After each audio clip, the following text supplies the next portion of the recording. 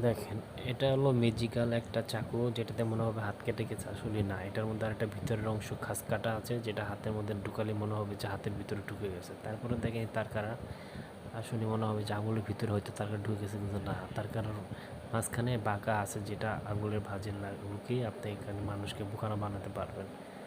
তারপরেও দেখুন, এটা একটা ম্যাজিক্যাল বোর্ড, এখানে একটা চিত্র অঙ্কন করা আছে, কিন্তু এটা থেকে যখন বের করবেন দেখবেন এটা কালার বের হয়ে গেছে। এটার মধ্যেও একটা জাদু রয়েছে, দেখা যাক কি জাদু। এই এটার ভিতরে হাত ঢুকালে সাদা কালো দেখা যায়। তারপরে দেখেন এটা রিং, দুইটা চুড়ি,